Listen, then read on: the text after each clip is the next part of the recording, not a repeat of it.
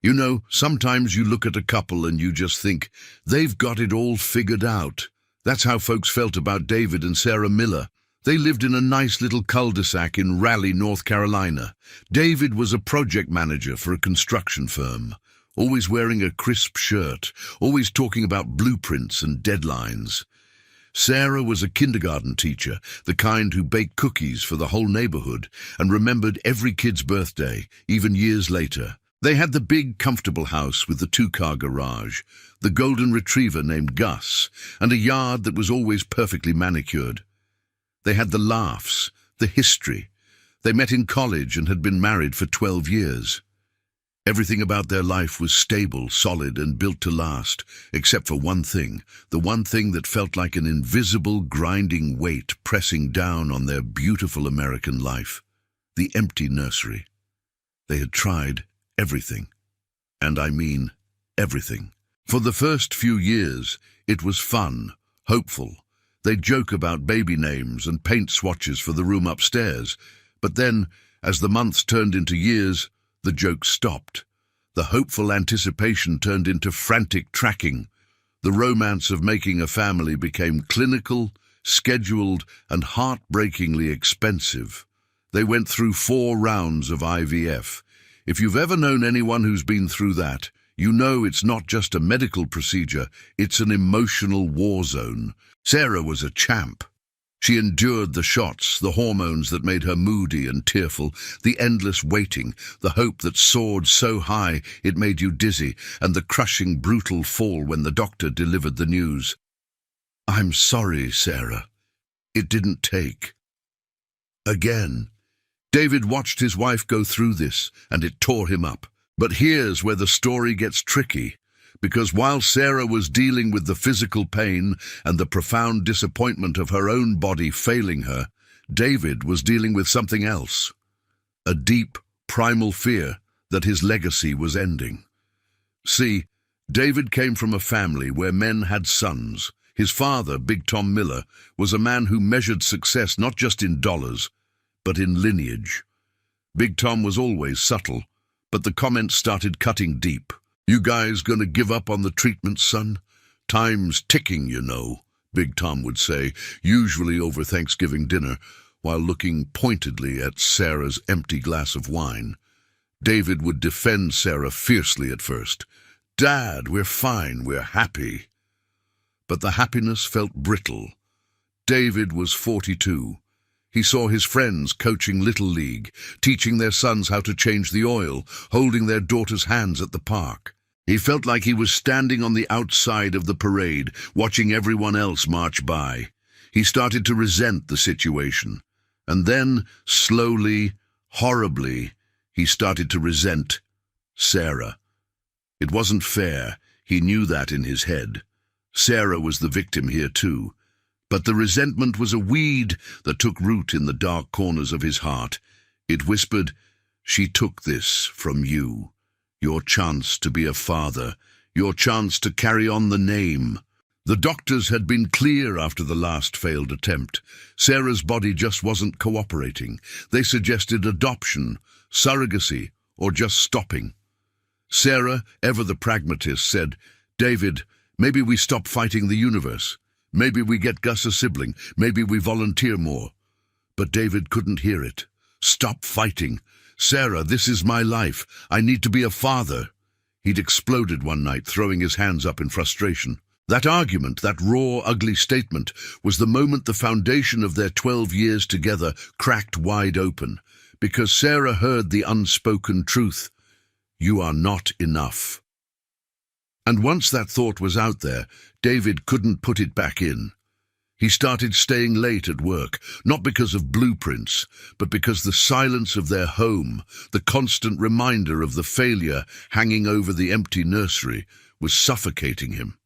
That's when Jenna walked into his life. Jenna Davis wasn't anything like Sarah. Sarah was refined, classic, quiet elegance. Jenna was fire. She was 28. Worked in the accounting department of a subcontractor firm David used, and she laughed loudly, the kind of laugh that made everyone in the room turn their heads. He met her during a late-night site visit downtown. It was raining, and they were the only two people left trying to hash out a budgeting issue. David was tired, stressed, and feeling sorry for himself. Jenna brought him a greasy takeout coffee and a smile that didn't hide anything. "Rough night, huh, boss?" she asked, leaning against the filing cabinet, her jeans covered in a light dusting of drywall dust. David sighed, running a hand through his hair. "It's not the job, Jenna. It's everything else." He didn't mean to tell her about Sarah, about the treatments, about the crushing disappointment, but once he started, the words just tumbled out. He told her about the decade of struggle, the financial drain, the way he felt his time slipping away. Jenna listened intently. She didn't offer platitudes or advice. When he finished, she just said softly, "That sucks, David. I'm sorry you're going through that." That was the key. She didn't try to fix it, she just validated his pain. Over the next few weeks, their professional conversations bled into personal ones.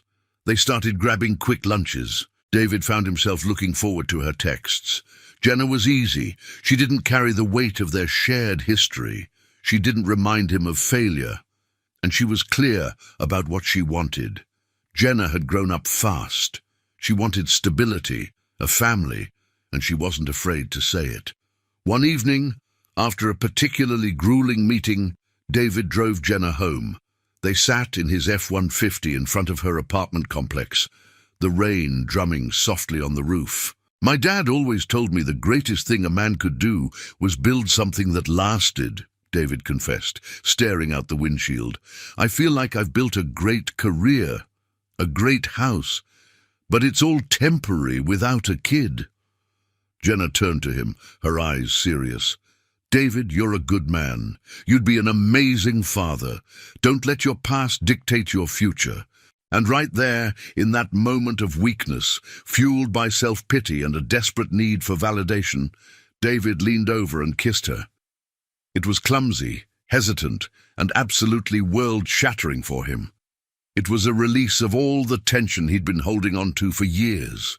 The affair started almost immediately, and with a feverish intensity.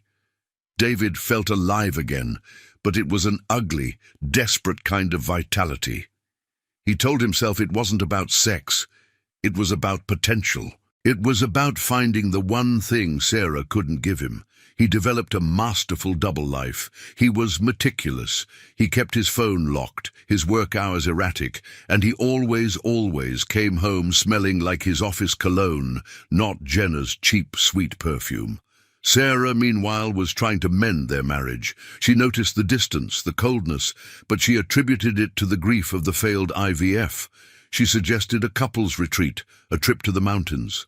"I just need to focus on work right now, honey," David would say, his stomach churning with guilt. But the guilt wasn't strong enough to stop him. Because 6 months into the affair, Jenna delivered the news that David had secretly, selfishly been waiting for. They were having dinner at a dimly lit Italian restaurant in a part of town David knew Sarah would never venture to. Jenna was unusually quiet, picking at her pasta. "What is it, Jen? Something wrong with the budget reports?" he asked, trying to sound casual.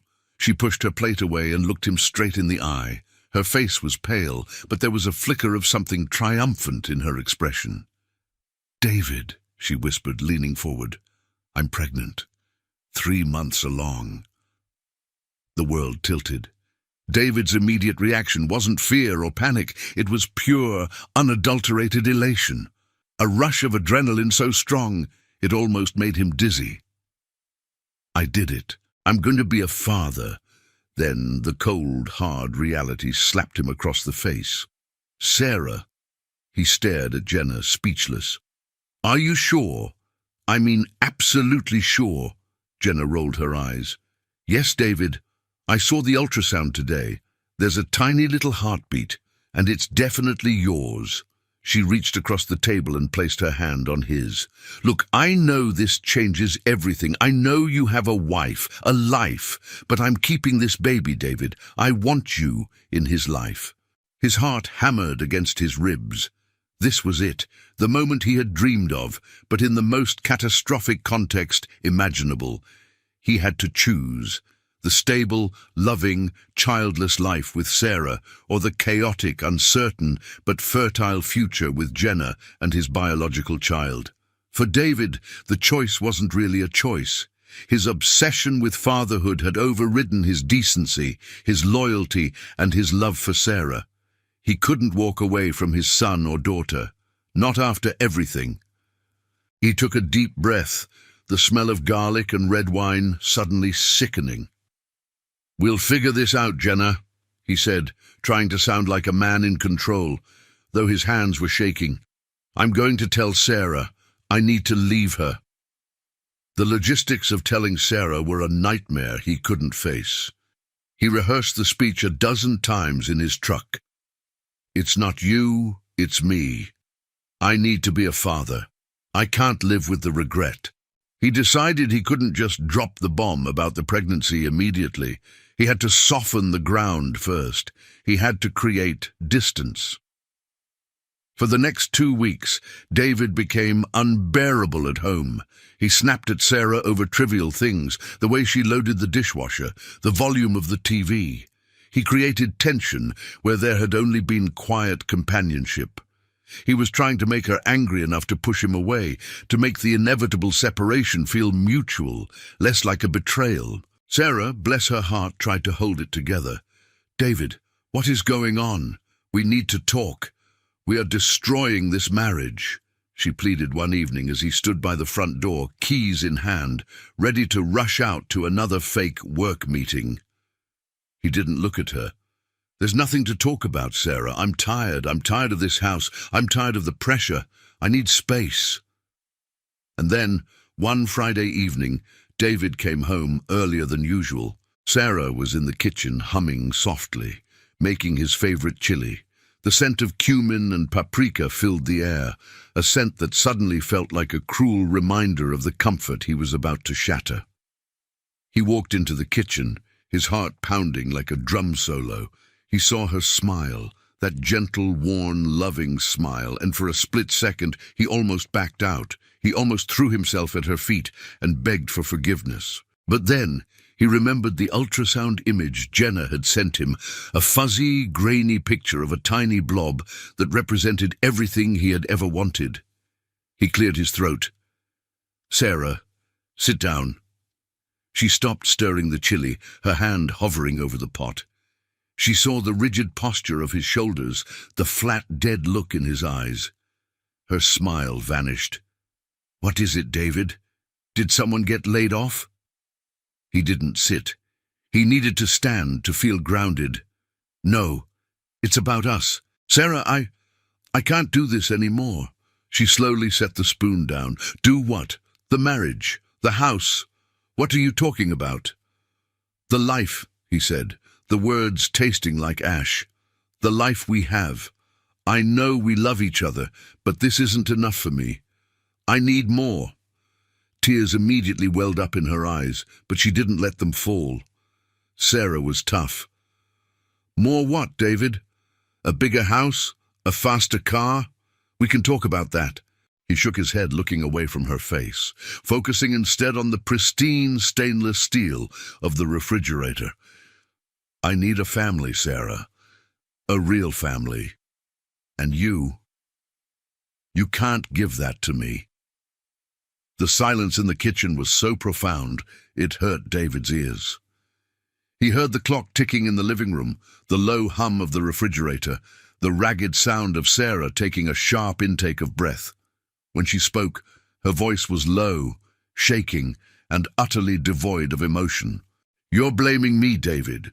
After everything we went through, the doctor said it was bad luck, that it was nobody's fault." "It doesn't matter whose fault it is," he snapped, his voice rising, desperate to end the pain quickly. "It's the reality. I'm 42 years old. I'm watching my chance slip away. I need to be a father, Sarah, and I found someone who can give me that." That was the bomb, the betrayal, the admission. Sarah didn't cry. She didn't scream. She just looked at him with an expression of such cold, searing hurt that it made David finally look down in shame. "You cheated on me," she stated, her voice flat. It wasn't a question. It was a verdict. Yes, he mumbled. But it wasn't just physical, Sarah. She's pregnant. I'm going to have a child. The shock finally hit her. Her knees buckled slightly, and she grabbed the edge of the counter to steady herself. Pregnant, she repeated, the word alien and sharp. You destroyed our marriage, our life, everything we built, for a baby you haven't even met. For my child, David corrected, lifting his chin, trying to sound firm. And I had to do this, Sarah. You know how much I needed this. I was dying inside. Sarah finally let the tears fall, but they were silent, angry tears. Get out, she whispered. David hesitated. Sarah, we need to talk about the house, the finances. I said to get out, she repeated louder this time, pointing toward the front door with a hand that was shaking violently. Take your guilt, take your legacy, and get out of my house. I don't want to look at you. He didn't need to be told twice. He grabbed the small duffel bag he had packed and hidden in the trunk of his car weeks ago, his heart pounding a rhythm of fear and strange, selfish freedom. He walked out of the house, out of 12 years of stability and into the rain, heading straight for Jenna's apartment. He felt like a terrible person, yes, but he also felt justified. He had secured his future. He was going to be a father. He had paid the price of his marriage, but he was getting the ultimate reward. Sarah, left alone in the chili-scented kitchen, didn't move for a long time. She stood there, staring at the pot of chili until it started to scorch the bottom. She didn't turn off the burner. She just stood there, the reality of David's brutal, calculating betrayal sinking into her soul. He hadn't just cheated. He had replaced her with a fertility vessel, explicitly because she had failed him. Her love for him died right there, in that moment, replaced by a cold, hard resolve. She wasn't just going to survive this. She was going to handle it with the same meticulous organization she used for her kindergarten lesson plans. The first thing she did, once the shock wore off and the anger was a simmering, steady heat, was call her lawyer, Brenda. Brenda was a force of nature, known for being ruthless, but fair. Brenda, it's Sarah Miller. I need a divorce. Expedited. David cheated, and he's left me for the woman he got pregnant. Brenda's voice, usually booming, softened instantly. Oh, honey, I am so sorry. Just breathe. Where is he now? He's gone, Sarah said, her voice steady now. He wants his legacy. I want to give him everything he deserves, Brenda, and nothing more.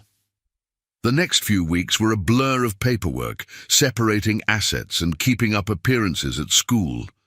David was unreachable, hiding out at Jenna's small apartment, already planning the future, the gender reveal party, the baby shower, the new life. He was ecstatic, convinced he had made the right, albeit painful, choice. He had a son coming. He was sure of it. He finally called Sarah, sounding stressed but excited. Sarah, I need to officially tell you about the baby. It's due in 4 months. We need to finalize the divorce quickly so I can start supporting them. Sarah listened patiently, her lawyer's advice ringing in her ears. Be calm. Let him talk. Don't show your hand. I understand, David, she said, her tone neutral. I've instructed Brenda to move quickly. I want this done. David sounded relieved. Thank you, Sarah. I know this is hard, but you'll be fine. You're strong.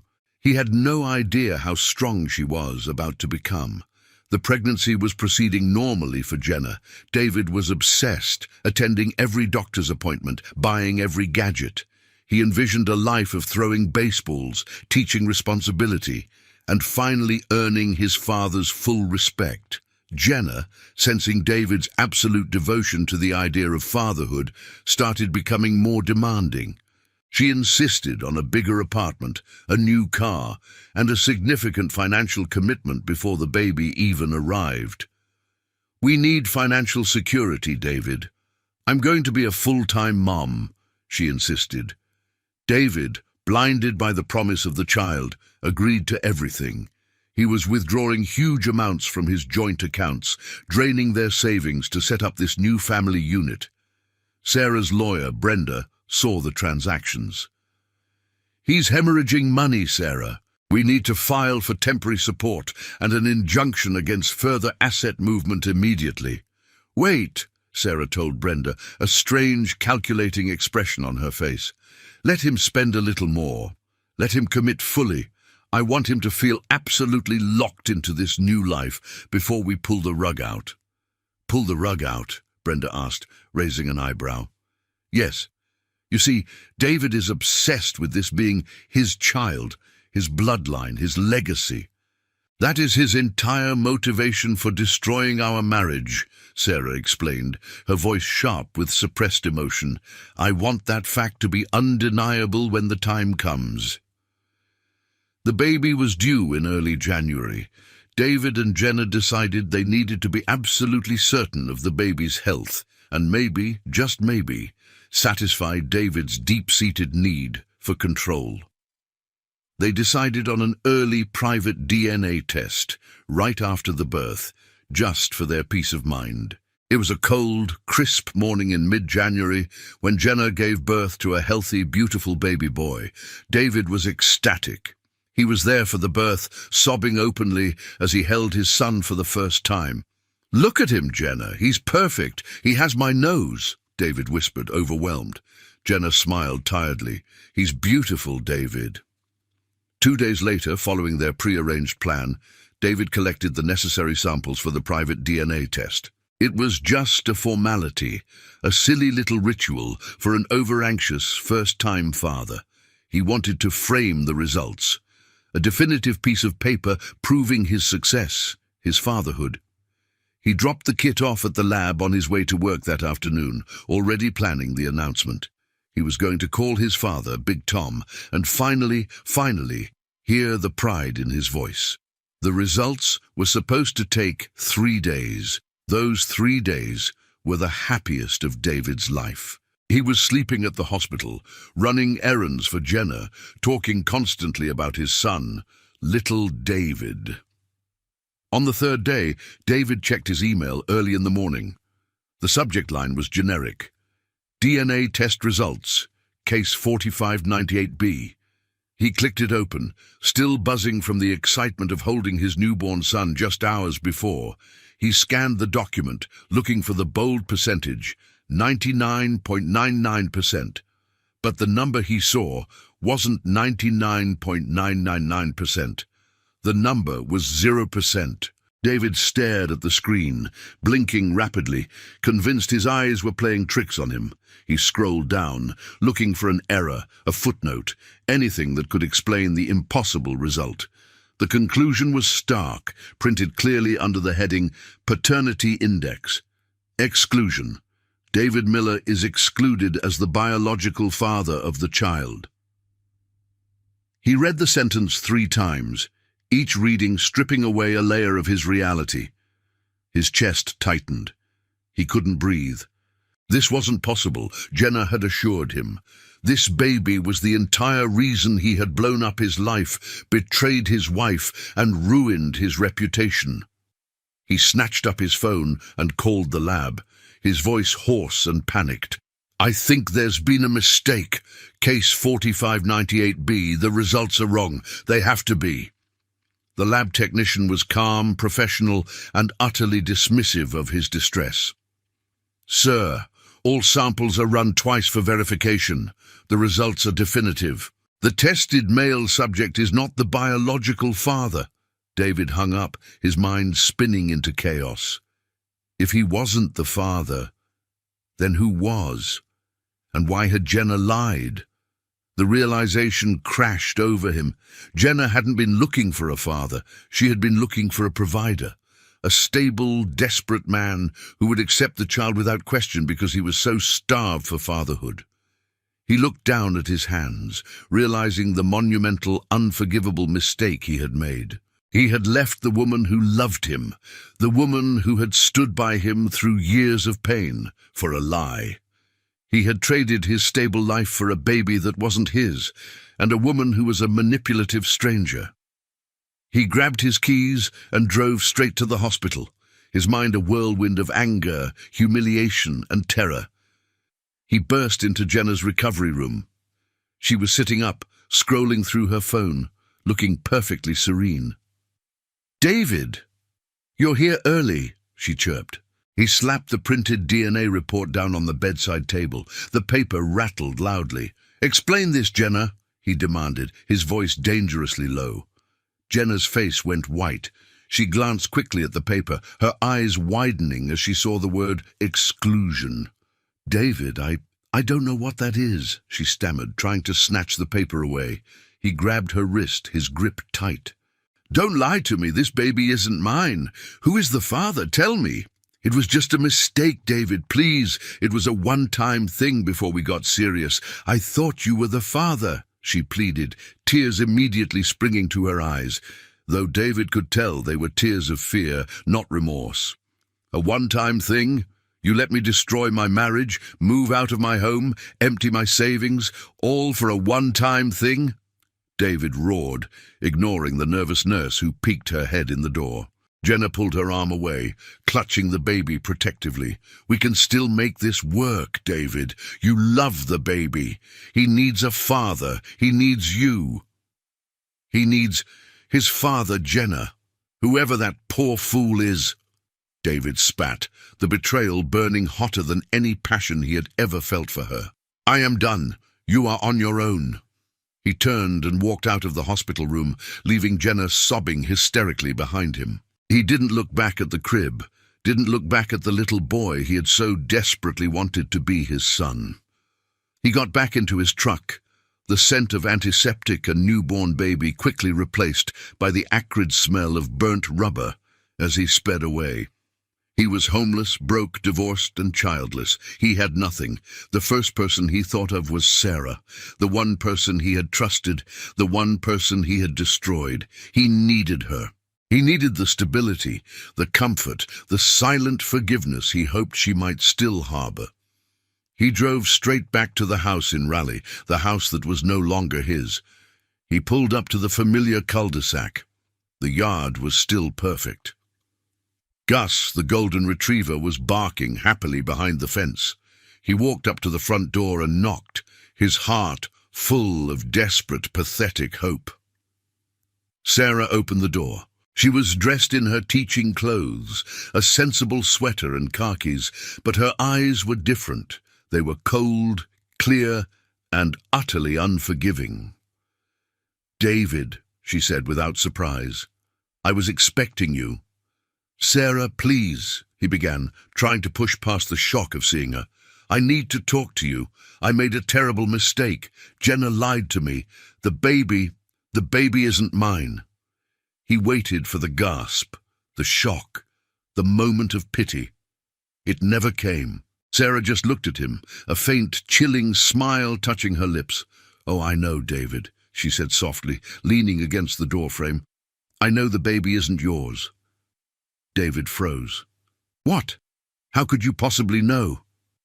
Sarah took a slow breath, the cold resolve David had seen in her eyes, deepening into something truly dangerous. "Because, David, I was the one who paid for the DNA test, and I made sure I was the first one to receive the results." She didn't move, just stood there holding the line between his past life and his ruined present. "You see, I knew you would need absolute proof that your great sacrifice was a total waste. I wanted you to hit rock bottom before I finished the job." David stared at her, horrified. "Sarah, I signed the final divorce papers this morning, David. Brenda will be serving you shortly. And about the house, the savings, the retirement funds. Well, since you decided to abandon the marital assets to pursue a fraudulent paternity claim, the court was quite generous to me. You get your truck, and you get the debt you accrued trying to pay for Jenna's new apartment." She paused, letting the finality of her words sink in. "And one more thing, David. You remember how you said you couldn't stay with me because I couldn't give you a child?" He nodded, dread pooling in his gut. "Well," she continued, her smile widening into a triumphant, heartbreaking grin, I saw my specialist last week. Turns out the doctors were wrong about me being completely infertile. I'm pregnant, David, 3 months along, and yes, the baby is yours. Let me tell you, if a lightning bolt had struck David right there on Sarah's perfectly swept front porch, it wouldn't have registered. The shock of the DNA test was nothing compared to the seismic wave of Sarah's final revelation. He stood there, mouth agape, staring at the woman he had dismissed as weak, as broken, as the obstacle to his future. He had called her infertile, and she was standing there, glowing faintly with the secret life she carried, a secret life that was his. Pregnant? David finally managed, the word barely a rasp. But how? We stopped the treatments months ago, the doctors said. Sarah cut him off, her voice steady and laced with the ice of ultimate victory. The doctors said it was highly unlikely, David. They never said impossible. Turns out, once the stress of the IVF schedule, the hormones, and the crushing expectation was gone, once you were gone, my body finally relaxed. She paused, tilting her head slightly, studying his ruined face. Or maybe, she added, the smile chilling him to the bone, maybe it was just the universe correcting a very expensive mistake. David's mind raced, scrambling for purchase in the wreckage. He didn't see the betrayal anymore. He saw the opportunity. He saw the child, his legacy. Sarah, honey, this is incredible. He stepped forward, trying to reach for her, trying to bridge the chasm he had created. This is what we always wanted. We can fix this. We can still be a family. The moment his hand moved toward her, Sarah's eyes narrowed, and she took a sharp step back, slamming the door open just enough to block his entry. "No, David," she said, her voice dropping the honey and replacing it with pure steel. "There is no we. There is only me and this baby." "But it's my child," he pleaded, desperation making him sound like a whining child himself. "I deserve to be there. I am the father." "You forfeited that right the moment you told me I wasn't enough, David. You forfeited it when you abandoned your home and spent our savings on a lie," Sarah reminded him, her voice a relentless prosecutor. "You left me because you needed a child. Well, now I have one, and you don't get to come back just because your little plan with Jenna fell apart." He realized then that this wasn't just a divorce. It was a carefully orchestrated execution. "You knew," David whispered, the horrible truth sinking in. "You knew I was looking for the DNA results. You knew about the baby being born."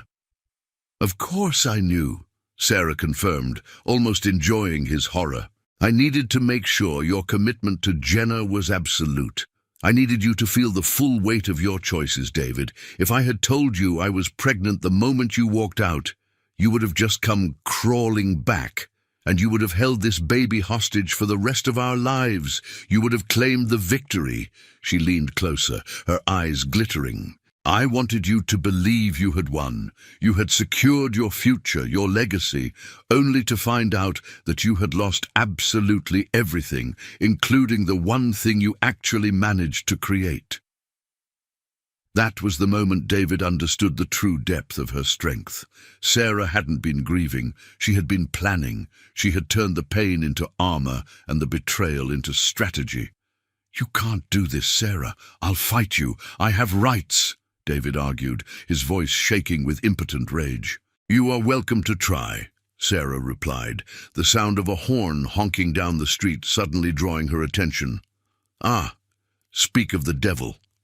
A sleek black sedan pulled up to the curb. A well-dressed man in a suit, carrying a thick leather briefcase, stepped out. "That's Mr. Henderson, David's process server," Sarah informed him calmly. "He's here to serve you with the final judgment. You are legally divorced as of 9 a.m. this morning." David stared, paralyzed, as the man walked up the sidewalk. "And David," Sarah added, looking down at her flat stomach, which held the secret that had destroyed his life. "When this baby is born, I will, of course, list you as the father on the birth certificate." But if you want to be anything more than a monthly payment, you will have to prove to a judge that you are a stable, responsible man who didn't abandon his wife at her lowest point for a fraudulent affair. Good luck with that." She gave him a tiny, satisfied nod, stepped back, and closed the door firmly in his face, locking it with a sharp, metallic click. David stood there watching the process server approach. The man handed him the thick packet of papers, the end of his 12-year marriage, and walked back to the sedan without a word. He was officially divorced. He was officially broke. He was officially the father of a baby he couldn't touch. David didn't go back to Jenna's place immediately. He couldn't face her. Instead, he drove to the construction site where he used to be the project manager. It was Saturday and the place was deserted. He sat in his truck, surrounded by the skeletal frames of buildings he had helped erect, feeling like a derelict structure himself. He opened the divorce papers. Sarah and Brenda had been thorough. Every asset was meticulously detailed.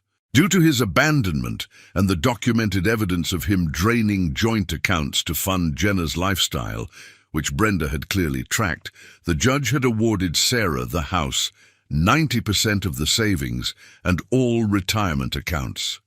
David was left with his F-150 and the debt from the new lease he had co-signed for Jenna's apartment, a debt he now had to cover alone. He called his father, Big Tom Miller, hoping for some shred of support, some validation. "Dad, I'm divorced," David choked out, trying to sound strong. Big Tom's response was predictably blunt. "Yeah, I heard. Sarah called me. She sounded like she finally grew a spine. What's this nonsense about some other woman and a baby that wasn't yours?" David explained the DNA test, the betrayal, the humiliation. He expected sympathy. "So, let me get this straight," Big Tom said slowly. "You threw away a good woman, our family house, and every penny you saved for a lie, and you came back with nothing?" "But Dad, Sarah is pregnant with my child. I'm finally going to be a father," David pleaded, clinging to the only good news. There was a long silence on the line. "David, you're 42 years old, son. You acted like a teenager chasing a bad idea. You don't get to destroy your home and then demand to walk back in just because the prize you threw it all away for turned out to be counterfeit. Sarah is right to protect that child from your recklessness." Big Tom hung up. David was truly alone. He had to go back to Jenna's. He had left his few belongings there, and he needed to end this chapter completely. When he arrived, the small apartment was a disaster zone. Jenna was holding the baby, screaming into her phone at someone. She looked haggard, the triumphant glow gone, replaced by pure, exhausted panic. When she saw David, her tears renewed. "David, thank God you can't leave us. I told my mother you were just having a bad day." He didn't raise his voice. He felt hollowed out, empty of rage, only filled with a cold, clear focus. "Jenna, I need my things, and I need to talk about the apartment lease," he stated, stepping over a pile of dirty laundry. "The lease? David, you can't back out. I need stability for our son," she insisted, holding the baby tighter. "He is not my son, Jenna. And we both know it," David said, pointing to the paperwork still sitting on her coffee table. "And since I am now penniless and have a new child on the way that I actually have to support, I can't afford this lease. You need to find the biological father and deal with this yourself." Jenna's face crumpled. "You bastard! You promised! You said you wanted a family!" "I wanted my family, Jenna, not yours. You used me and I was stupid enough to let you," David retorted, gathering his shirts. "You manipulated a desperate man's weakness. I hope you got everything you wanted out of the experience, because you're not getting another dime from me." He left Jenna screaming curses and threats after him. He drove away, pulling his truck over a few miles down the road, finally breaking down. He didn't cry for Sarah. He cried for the incredible, irreversible stupidity of his own actions. He had been so blind, so obsessed with a singular goal, that he had failed to see the treasure he already possessed. The next morning, David found a cheap, temporary rental near the outskirts of Raleigh, a sad little studio apartment that smelled faintly of mold and regret. He needed a job, fast. He had been a project manager, but his reputation was suddenly toxic. Word travels fast in the tight-knit construction community in North Carolina, especially when divorce involves a spectacular public failure. He called his old firm. His boss, a man named Frank, who had known him for 15 years, was sympathetic but firm. "David, I can't keep you on right now. The clients are asking questions. The optics are terrible," Frank explained. "Take a sabbatical, clean up your mess. Maybe we can talk in 6 months." David was unemployed. His only focus now was the baby Sarah carried. He contacted a low-cost family lawyer named Mr. Sanchez, a man whose office looked as tired and desperate as David felt. "Mr. Sanchez, I need to establish paternity rights immediately," David explained, laying out the timeline: the affair, the divorce, Sarah's pregnancy revelation, and the immediate cutoff. Sanchez listened, chewing thoughtfully on the end of a cheap ballpoint pen. "Mr. Miller, you have a strong case for paternity, obviously. But the custody situation is going to be brutal. She has a strong case for sole custody based on abandonment and emotional distress during the pregnancy."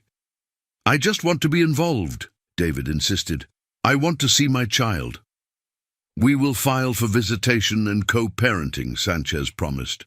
"But she has the upper hand right now, Mr. Miller. She's stable, employed, and she didn't run off with a woman who lied about carrying his child. She waited for you to crash and burn before she told you the truth." Sanchez leaned forward. "She didn't just want a divorce, Mr. Miller. She wanted revenge, and she executed it perfectly." The legal battle began in earnest. It wasn't about money anymore. It was about access. Sarah, guided by Brenda, was a fortress. She communicated only through her lawyer, and every decision was calculated to maximize David's pain and minimize his involvement. She filed a restraining order, not against physical proximity, but against harassment and unexpected contact. David couldn't just show up at the house or the school. He started sending gifts, small, expensive baby items, hoping to show his commitment. Sarah returned every single box, unopened, with a note from Brenda. All communication and financial support must be funneled through the court-mandated temporary support agreement. David was ordered to pay a significant amount in temporary support, calculated based on his previous income, even though he was now unemployed. He had to liquidate the last of his meager assets just to meet the payments. 4 months passed in a haze of job applications, legal filings, and agonizing loneliness. David felt the cold reality of life without Sarah, the constant warmth, the stability, the invisible support system she provided. He missed Gus, the dog. He missed the smell of chili in the kitchen. He missed the quiet, comfortable rhythm of a life he had deemed not enough. He found work finally, but it was manual labor, a huge drop from his project manager status.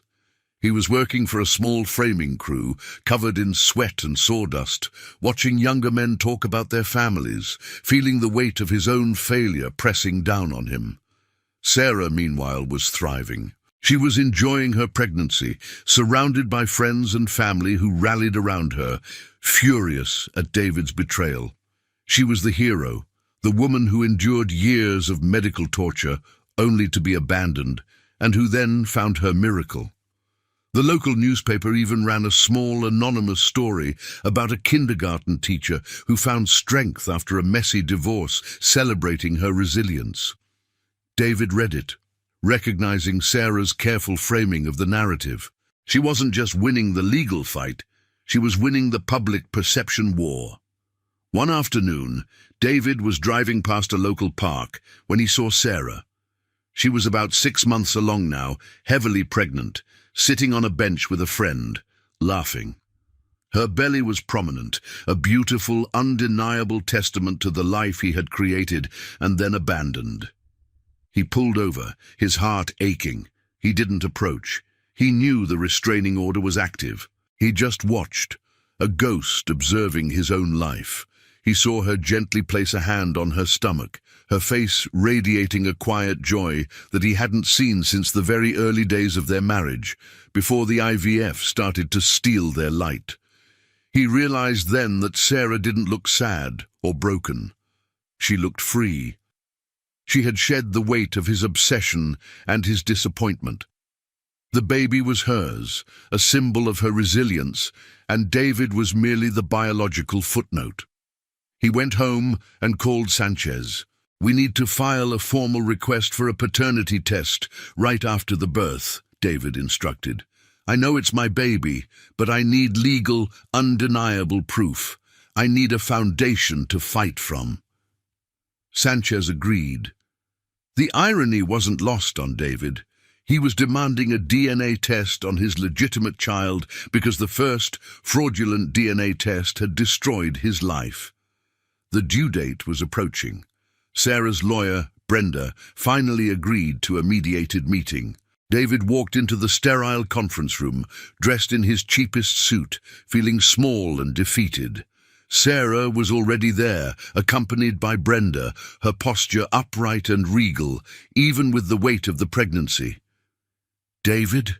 Sarah acknowledged him with a curt nod, the first time she had spoken directly to him in months.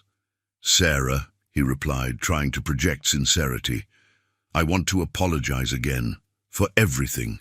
I know it doesn't matter now, but I am truly sorry for the pain I caused."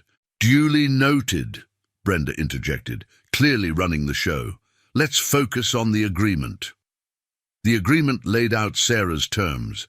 David would have supervised visitation for the first 6 months, only at a neutral location, and increasing only if he maintained consistent employment, paid all support on time, and underwent mandatory counseling focused on parental responsibility and emotional maturity. David was furious. "Supervised? Sarah, I am the father. I am not a danger.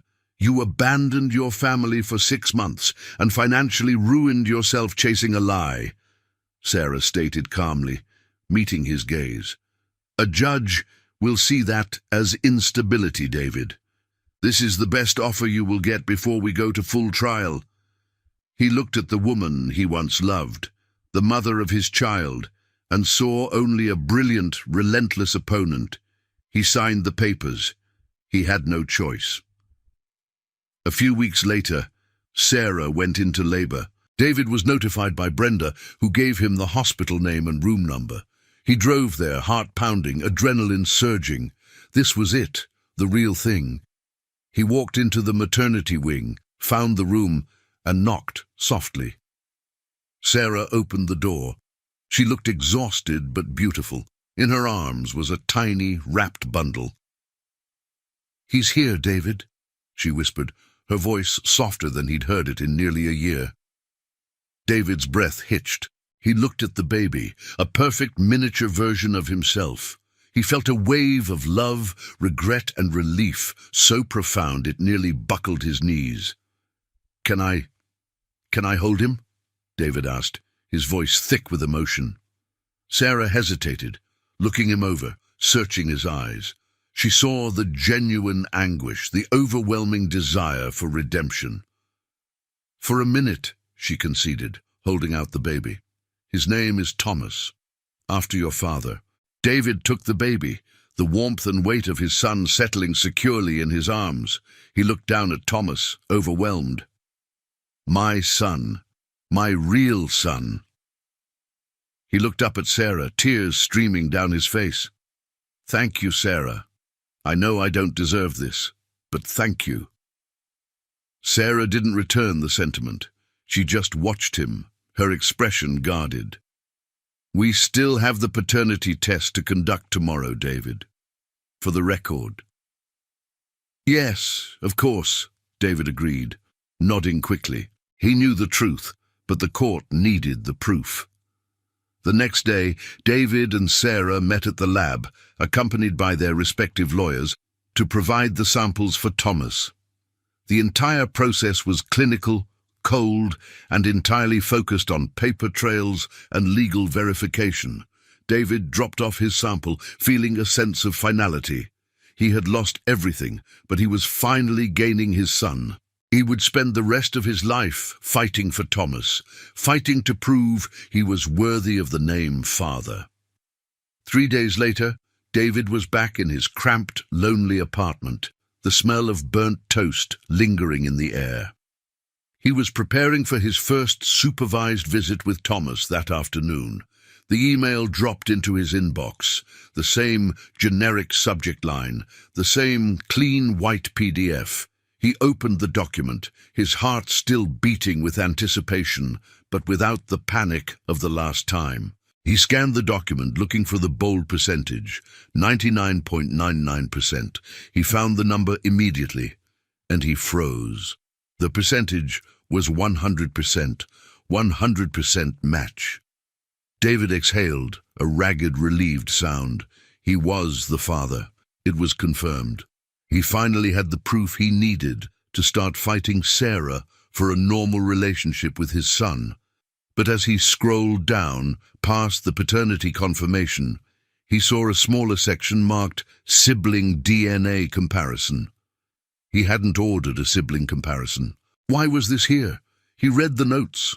The lab, as a courtesy due to the complexity of the case, and perhaps having recognized the previous case number, had run a comparison against the other sample provided by David Miller months ago, the sample from case 4598B, the baby born to Jenna Davis. David felt a cold dread creep up his spine. He read the results of the comparison. Result: the children share 0% of paternal DNA, confirmed exclusion. Of course, David thought. Jenna's baby wasn't mine, Thomas is. But then he scrolled down to the very last line of the comprehensive report. It was a note, flagged in red, added by the geneticist. Genetic note, case 4598B versus Thomas Miller. While the tested male subject, David Miller, is excluded as the father of case 4598B, the children show a high degree of maternal DNA sharing, 99.999%. David read the sentence 3 times. Maternal DNA sharing. The baby Jenna carried, and the baby Sarah carried, shared the same mother. David stared at the monitor, his blood turning to ice. This wasn't possible. Jenna had given birth in January. Sarah had gotten pregnant in October. He reread the analysis, his hands shaking so violently he almost dropped his cheap coffee mug. The children show a high degree of maternal DNA sharing. This meant that Jenna and Sarah were genetically linked. They were sisters. No, that wasn't right. Sarah had no siblings. She was an only child. Then the horrifying, impossible explanation slammed into his brain with the force of a wrecking ball. Jenna and Sarah weren't sisters. They were the same person. Wait, no, that couldn't be right. They looked nothing alike. Sarah was quiet, refined. Jenna was fire, loud, and 8 years younger. He stared at the screen, running through the possibilities. If they shared maternal DNA, they were either twins or the babies were the result of the same biological mother. He thought back to the IVF process, the hormones, the eggs. A memory flashed. Sarah's eggs had been harvested during the second round of IVF, years ago. They had frozen the viable ones, hoping for a successful transfer later. They had paid thousands for storage. David snatched up his phone and called Brenda, ignoring the protocol. He didn't care about the divorce anymore. Brenda, I have the DNA results. I need to know something about Sarah's IVF records. Did she donate eggs? Did she sell any? Brenda's voice was sharp. David, you know that information is confidential. What is this about? Just tell me. Did Sarah ever sell or donate her eggs? Brenda sighed, annoyance warring with professional caution. No, David, she never sold them. But she did agree to a very unusual contract several years ago. After the second failed cycle, you remember the clinic needed a control group for a new hormone study? They offered a huge discount on the final cycle if she agreed to donate half of her remaining frozen eggs to their research program. It was anonymous, non-contact for research purposes only. And what did they do with those eggs, Brenda? David demanded, his voice hoarse. They fertilized them anonymously and used them in a donor program for women who couldn't produce their own eggs, Brenda explained slowly. It was all legal, David. Why? David hung up the phone, the world spinning. Jenna Davis wasn't the mother of the baby she carried. Jenna was the surrogate who had carried Sarah's biological child. Jenna had signed a contract years ago to be a surrogate for an anonymous donor program. She had received a fertilized egg, an egg created with Sarah's genetics and an anonymous sperm donor. But wait, Jenna had told him the baby was his. She had lied about the paternity, knowing he was desperate. David pulled up Jenna's photo on his phone, then looked at Sarah's photo. Sarah, the refined kindergarten teacher, Jenna, the fiery accountant. He realized the horror. Jenna hadn't been looking for a father. She had been looking for a provider for the child she was carrying, a child that was biologically Sarah's, but not his. Jenna had found the desperate, obsessed David Miller, and she had used his own wife's genetics against him. But that still didn't explain the 100% paternal match on Thomas. The baby Sarah carried was his. David felt a sudden, terrifying suspicion. He went back to the original IVF notes he had saved years ago. The frozen eggs were Sarah's.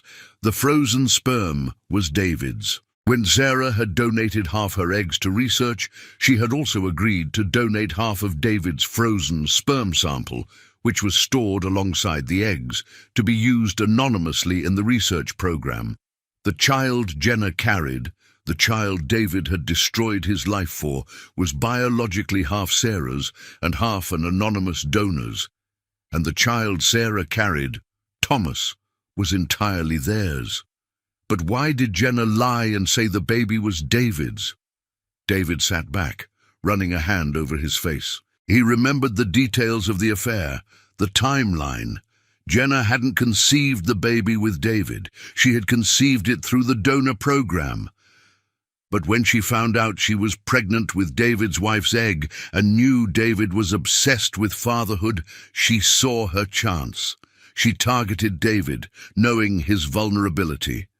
She used her pregnancy with Sarah's biological child to lure David away, promising him the family he craved. And Sarah, the genius, must have found out about the connection. She must have seen David's betrayal and realized the ultimate sick irony. The woman he left her for was carrying a child that was biologically Sarah's.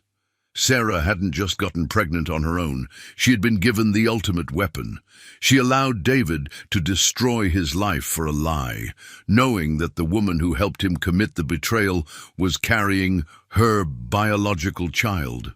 Sarah had engineered David's complete, spectacular downfall, using her own fertility and David's desperate need as the levers. David looked at the final report again. 100% paternal match for Thomas Miller. He was the father of Thomas. He was the father of the child he had abandoned the mother of. He had sacrificed his stable, loving marriage for a surrogate carrying his wife's egg, and in doing so, he had activated Sarah's ultimate revenge, the one that left him penniless, alone, and fighting for the scraps of a life he had been too blind to appreciate. He had to call Sarah. He had to know how deep this went. He picked up the phone, his finger hovering over the number he hadn't dialed in months. He needed to understand the scope of her cold, terrifying genius. He had wanted a legacy, Sarah had given him a masterclass in consequence. He stood there in his tiny, smelly apartment, the DNA report glowing on his screen, the truth so twisted and elaborate it felt like something out of a bad movie. Sarah hadn't just gotten pregnant on her own. She had orchestrated the entire thing. She had watched him throw away his life for a woman carrying her biological child.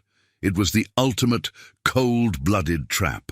He didn't care about the restraining order, he didn't care about Brenda, and he certainly didn't care about protocol.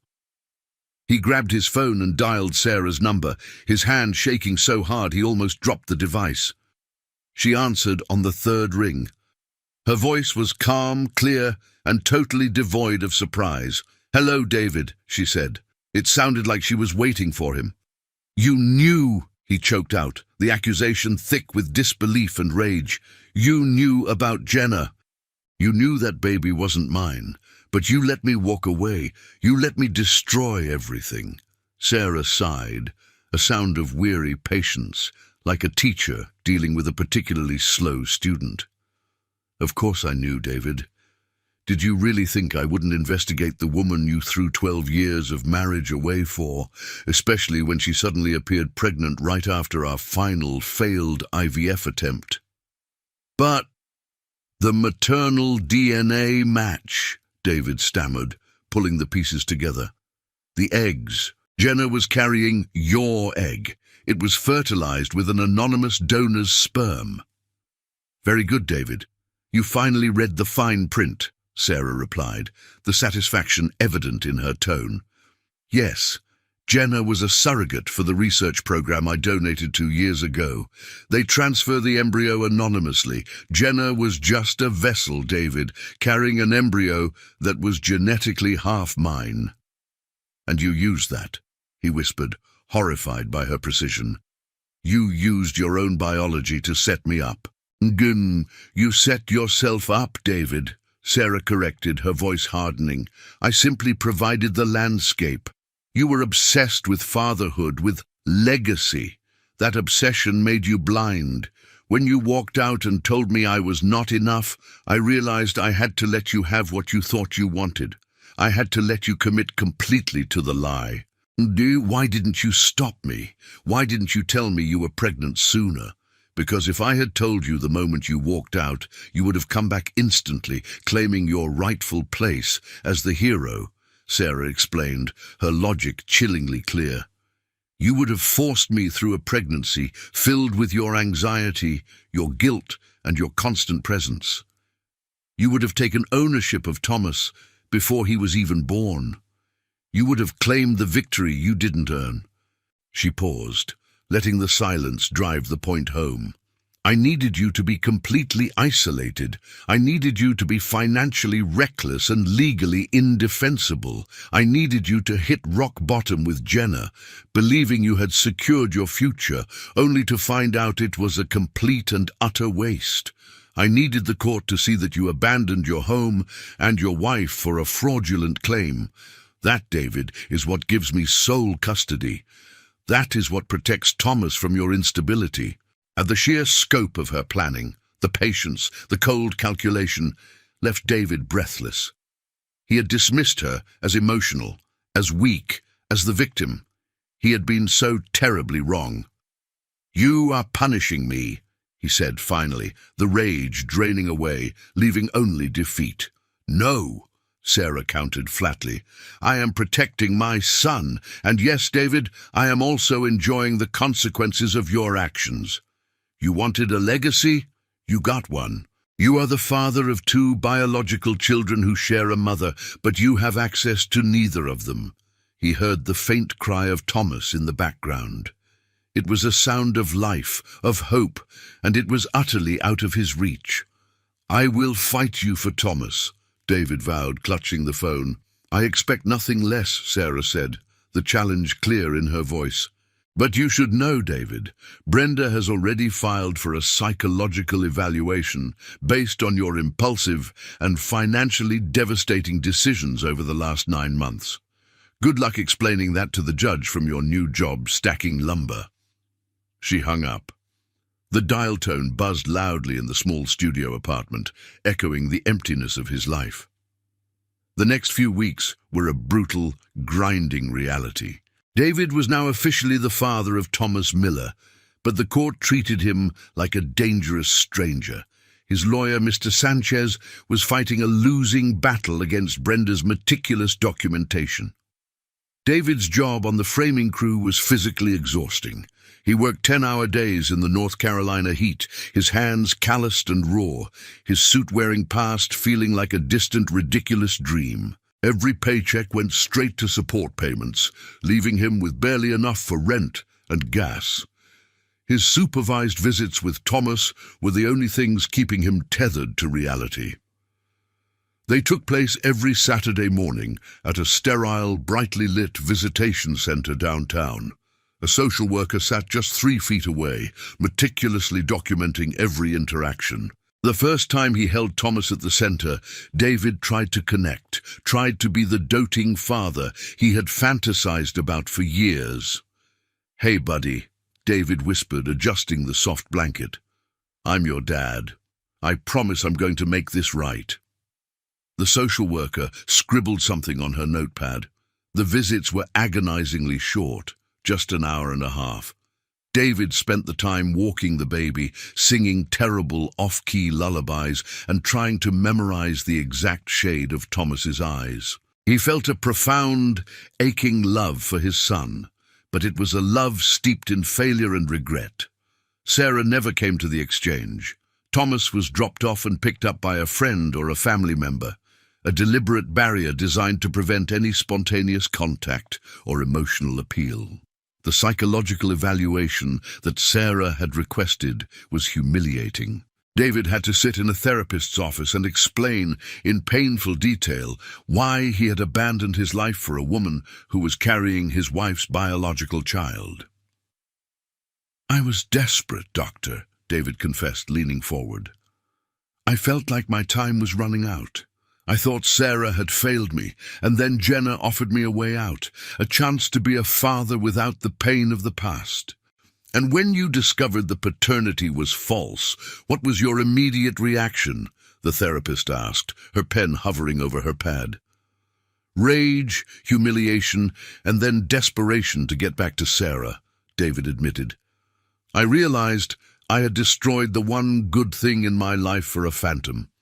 "So your primary motivation for seeking custody of Thomas now is to reclaim the life you lost, not necessarily to provide stability for the child?"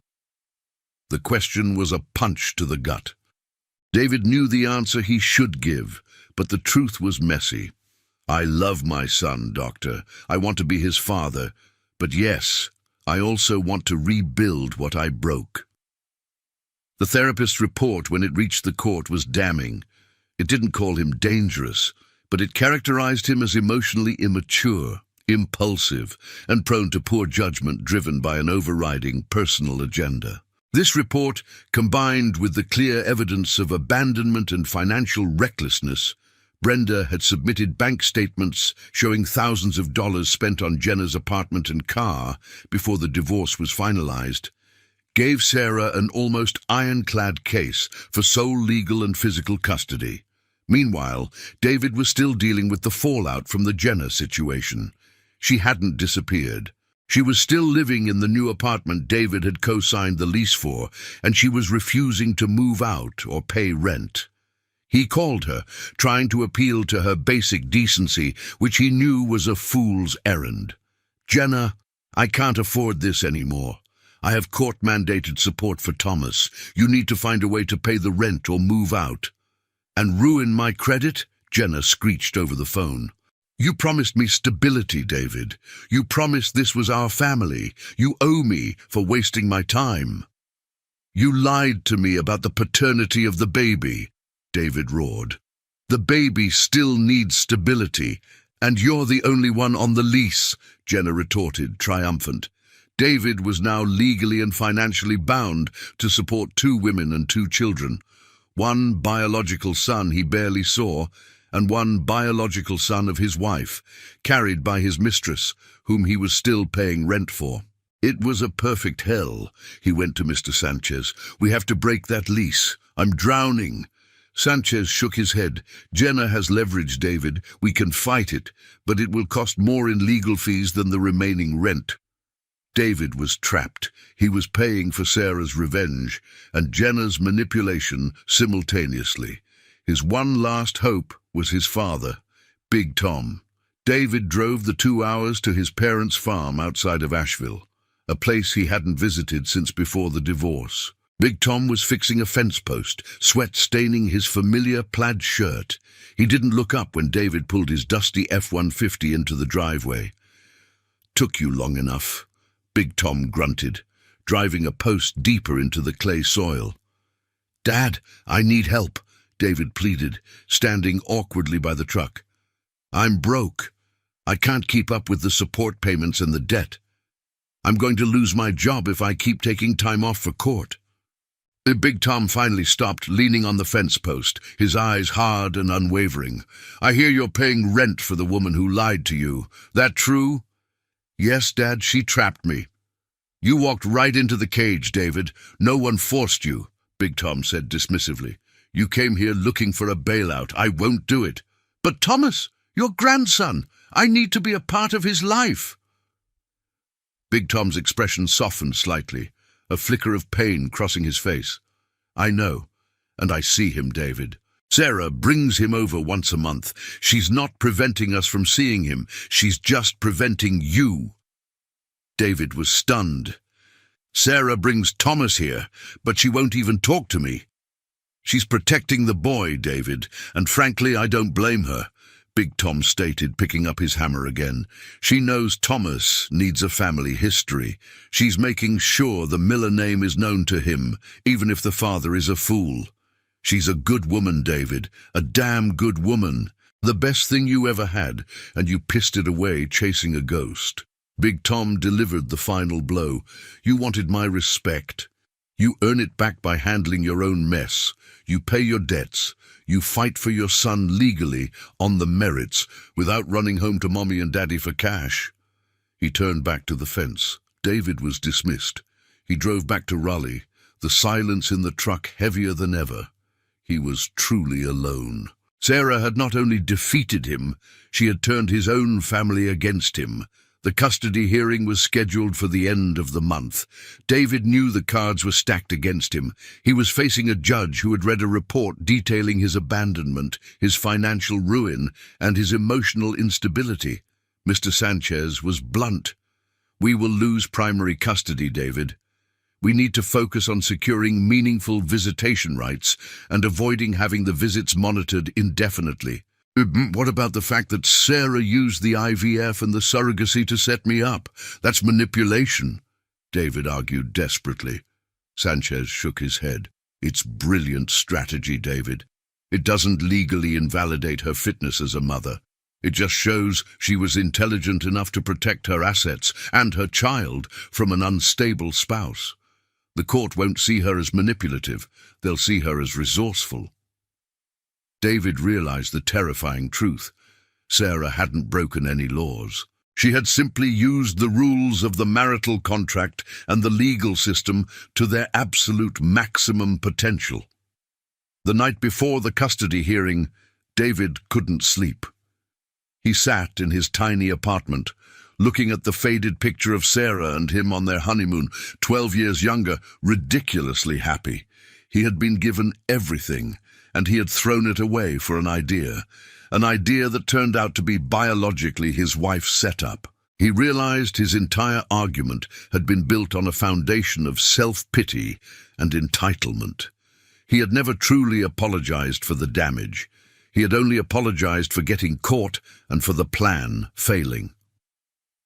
The morning of the hearing, David walked into the courthouse feeling like a condemned man. Sarah was there, dressed professionally, looking serene and strong. She held Brenda's arm, but her gaze never wavered when she looked at David. The hearing was brief and brutal. Brenda presented the case with surgical precision.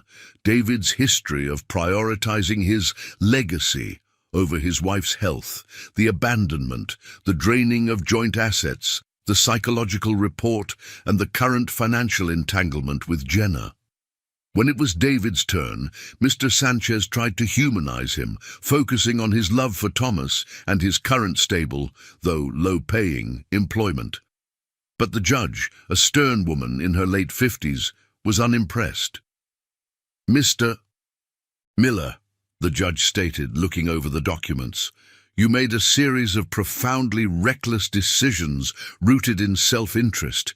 You prioritized an unverified paternity claim over your marital responsibilities, resulting in significant emotional and financial distress for the plaintiff." The judgment was swift. Sarah was awarded sole legal and physical custody of Thomas. David was granted supervised visitation for the foreseeable future, with the possibility of unsupervised visits reviewed in 1 year, contingent upon stable employment and continued therapy. He was ordered to maintain the current support payments, and cruelly, the judge made a note about the shared debt with Jenna, instructing David to work that out privately and responsibly. David had lost, completely. He walked out of the courtroom, a divorced, broke and marginalized father. He stood on the courthouse steps, watching Sarah walk out with Brenda, their heads together, already discussing the next steps for Thomas's education funds. He knew he couldn't just accept this. He had to show Sarah he was still fighting, not for himself, but for Thomas. He went home and called Sanchez. "We need to file an appeal. I need to get Thomas out of supervised visits." "David, we just lost," Sanchez sighed. "I know, but I have to prove to Sarah that I'm not going anywhere. I have to prove I've changed."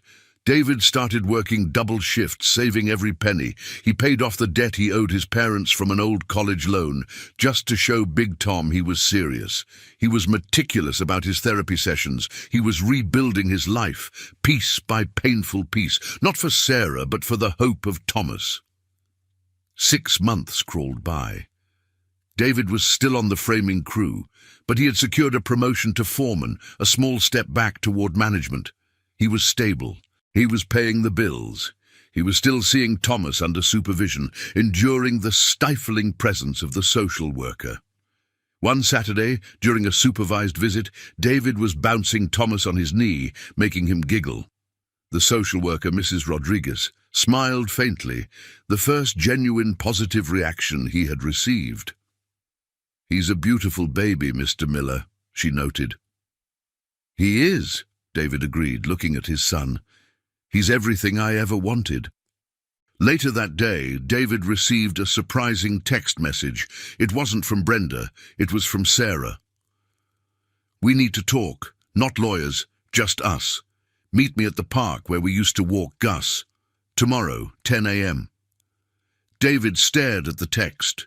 It was the first direct contact she had initiated in over a year. He knew it was dangerous. It was likely another trap. But the chance to talk to her, outside the sterile confines of the court, was too much to resist. He showed up at the park the next morning, heart pounding. Sarah was already there, sitting on a bench near the oak tree where they used to tie Gus's leash. She wasn't pregnant anymore, and she looked strong and healthy. "Thank you for coming, David," she said as he approached. "Why the meeting, Sarah? Is this about the appeal? Because I'm filing it next week." Sarah shook her head. "No, it's about Thomas. And it's about seeing if you've actually changed, or if you're just playing a role for the court." She looked him over, noting his work boots, his worn jeans, the exhaustion etched around his eyes.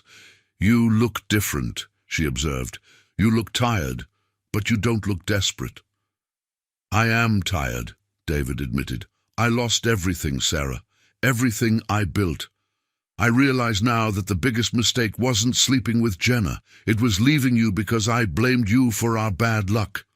I was cruel, and I was wrong." It was the first truly honest and comprehensive apology he had ever given, without the caveat of the failed DNA test, or the blame on Jenna. Sarah nodded slowly. "I appreciate the honesty, David, but apologies don't fix years of pain.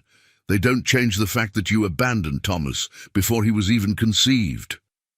"I know," he said softly. "I'm not asking for forgiveness. I'm asking for a chance to be a real father to Thomas. I will continue the supervised visits, I will continue therapy, but I need a goal, Sarah. I need to know that one day I can tuck my son into bed." Sarah reached into her purse and pulled out a small, folded piece of paper. It wasn't a legal document. It was a handwritten note. "I spoke with Mrs. Rodriguez yesterday," Sarah said. "She noted that your engagement with Thomas has been consistent and appropriate. She recommended lifting the supervision requirement for short public visits." David felt a surge of hope.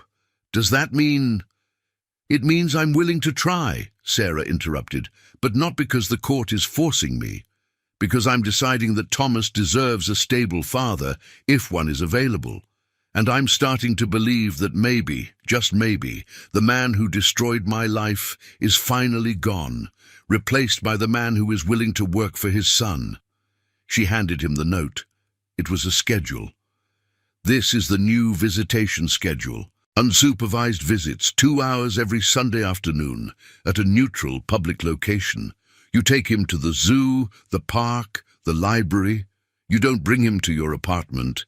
You don't try to pump him for information about my life. You just be his father." David stared at the paper, tears blurring the ink. It was a lifeline. "Thank you, Sarah. I won't let you down." "If you let me down, David," Sarah warned, her eyes turning cold again, "I will not hesitate to put Thomas back into supervised visits and fight you for the rest of his childhood. Do you understand?" "I understand," he affirmed, clutching the schedule. "Good. Now there is one last thing," Sarah said, standing up. "It's about Jenna." David winced. "I'm still dealing with that lease. I'm going to have to file bankruptcy to get out of it." "No, you won't," Sarah said, a faint, almost secret smile touching her lips. "You see, after the divorce, I was awarded the majority of our liquid assets. I used a portion of those funds to purchase the mortgage note on Jenna's apartment building." David stared at her, dumbfounded. You bought her building?" "Not the whole building, just her unit's mortgage note, through an LLC. I also happen to own the debt on the car lease you co-signed for her," Sarah explained, her voice low and utterly triumphant. "I waited until the rent and the car payments were 6 weeks late. Then yesterday I initiated foreclosure proceedings and repossession." David could only gape. She hadn't just defeated Jenna, she had taken control of her entire financial existence. "She's evicted, David, and the car is gone. Your debt to her is now debt to me. But since you are now paying appropriate support for Thomas, I'm willing to call that debt settled. You are free of Jenna Davis, David. Completely."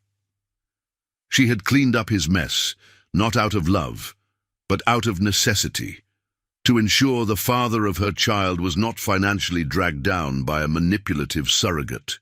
Sarah looked down at him, the victorious architect of his ruin and his fragile redemption. "You wanted to know how deep this went, David. It went deep enough to ensure that every single consequence of your betrayal was paid in full, and that your path forward is entirely controlled by me. Now go be a father." She turned and walked away, leaving David standing alone in the park, holding the schedule that represented his meager second chance, knowing that the woman he had underestimated was the most formidable force he would ever encounter. He had spent years fighting for a legacy. He was now fighting for the right to hold his son's hand, a right entirely dependent on the grace of the woman he betrayed. The game was over. Sarah had won, and David's long road to redemption was just beginning. The silence after Sarah hung up was heavier than any construction material David had ever lifted. He stood in his cramped kitchen, the faint smell of mold and regret clinging to the air, holding the schedule that represented his meager, fragile future. He didn't file the appeal. He didn't call Sanchez. He knew deep in his gut that fighting Sarah was not only futile but counterproductive. She had given him a thread of hope, and he dared not snap it. The very next Sunday, David showed up at the designated park precisely 5 minutes before the scheduled time. Sarah was there, sitting in her SUV, Thomas secured in his car seat. The exchange was strictly businesslike. Sarah spoke only to give instructions. He's had his bottle. He needs his diaper changed in an hour. Be back at exactly 4 p.m. David nodded, taking Thomas's carrier. The feeling of holding his son alone, without the cold, watchful eyes of a social worker, was intoxicating. It was real. He spent those 2 hours walking Thomas around the Raleigh Rose Garden, talking nonsense, pressing the baby's tiny hand against his rough cheek. For those 120 minutes, David was simply a father, unburdened by debt, divorce, or deceit. When he returned Thomas precisely at 4 p.m., Sarah simply checked the diaper bag, looked at her watch, and drove away. No praise, no forgiveness, just compliance.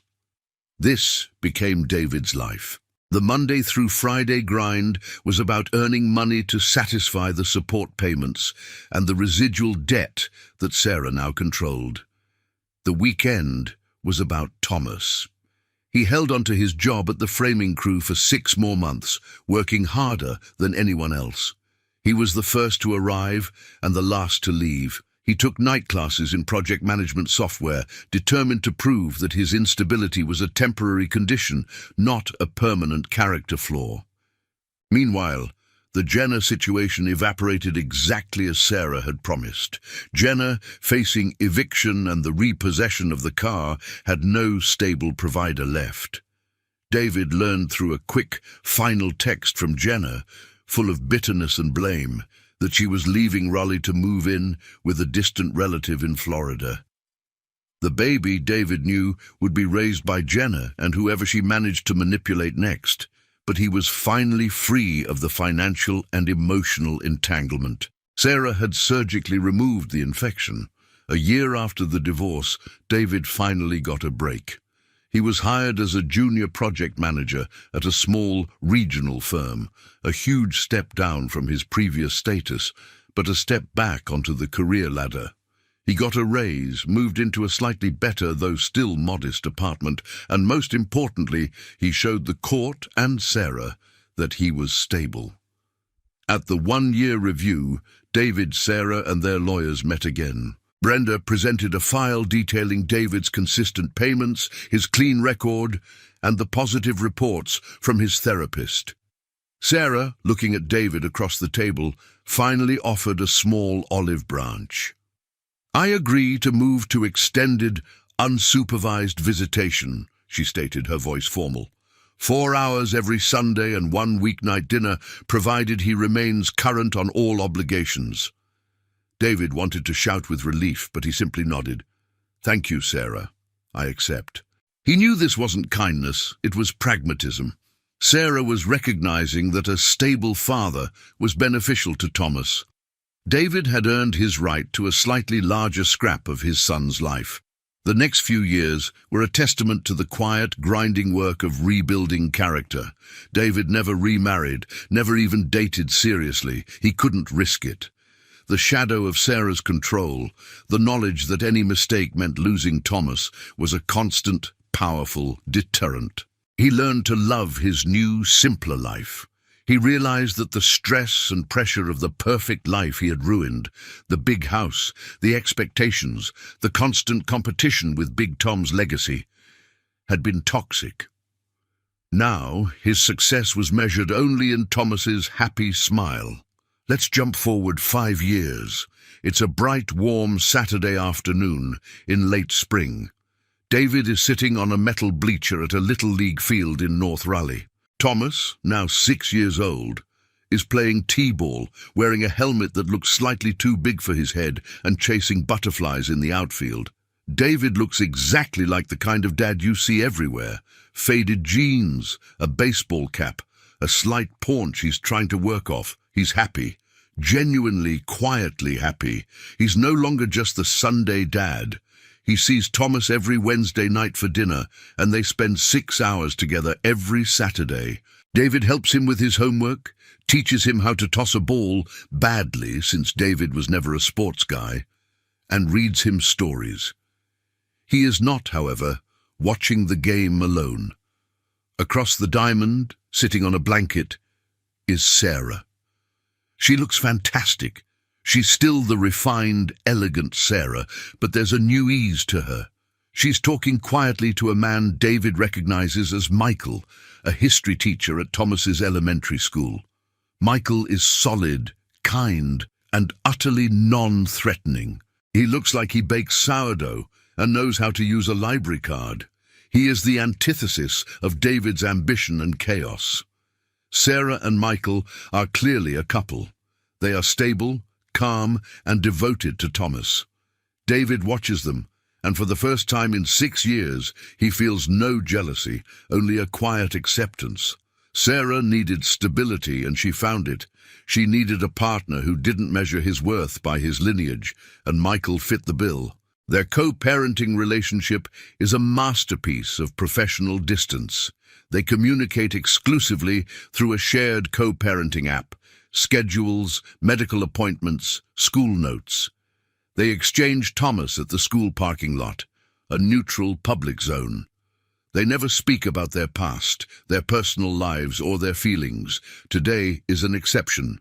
Thomas hits a ball, a lucky, weak tap, and bolts toward first base, his helmet wobbling. Both David and Sarah jump up simultaneously, cheering. Thomas looks over and grins, waving at both of them.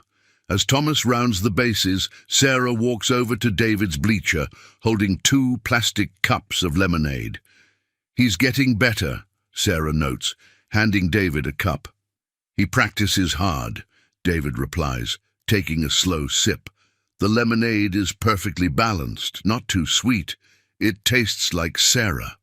They stand in comfortable silence for a moment, watching their son. "I got the final paperwork on the old house last month," Sarah says quietly. "The mortgage is paid off. I'm starting a new foundation, a scholarship for children whose parents struggle with infertility." David nods. The house, the debt, the shame, all liquidated into a legacy of Sarah's own making. That's a good idea, Sarah." "It is," she agrees. She looks at David, her eyes clear and unreadable. "You've been consistent, David. You haven't missed a payment. You haven't missed a visit. You've earned Thomas's trust." "I'm trying," David says simply. "I'll keep trying." Sarah turns back to the field, her expression softening as Thomas crosses home plate. "I still hate you for what you did, David," she says, her voice low, meant only for him. "But I don't regret what came after. You forced me to be stronger than I ever thought possible. You forced me to protect Thomas completely." She takes a breath. "And you got what you wanted, David. You got your son. You just had to lose everything else to realize that Thomas was worth more than the legacy you were chasing." She sets her empty cup down. "I'll see you at the exchange on Wednesday." And with that, she walks back toward Michael, who smiles kindly at David before putting his arm around Sarah. David watches them go, the afternoon sun warm on his face. He is standing on the outside of the parade again, yes, but this time he's not watching everyone else march by. He's watching his son, the one he fought for, the one he sacrificed everything to keep, even if his role is permanently limited. He finally understands the difference between the legacy he craved and the fatherhood he earned. The legacy was a hollow ambition fueled by pride. The fatherhood was the sweat on his brow, the small apartment, the consistent presence, and the humbling acceptance that he was the secondary parent in his son's life, and deservedly so. He pulls his cap lower, grabs his glove, and walks toward the dugout to congratulate Thomas. The story of David Miller isn't one of grand reconciliation or forgiveness. It's the story of a man who was so obsessed with the idea of having it all that he threw away the real thing, only to discover that the price of his greatest desire was the total spectacular collapse of his entire world. Sarah Miller, the kindergarten teacher, didn't just survive the betrayal, she weaponized it, using David's own desperate need for a child to ensure his total defeat and her absolute control over their son's future. She won the house, the money, the stability, and the high ground. She built a new life, stronger and more resilient than the one David had destroyed. David got his son, Thomas, but he forever lives on Sarah's terms. A permanent reminder that the most dangerous person in the room is often the one you dismissed as weak. And sometimes, folks, the most complete victory isn't the one celebrated with cheers, but the one executed with quiet, cold precision. David learned that lesson the hardest way possible, by losing everything he thought he needed to gain the only thing that truly mattered. And that, right there, is where David Miller's long, long road finally settled into a quiet, hard-earned peace.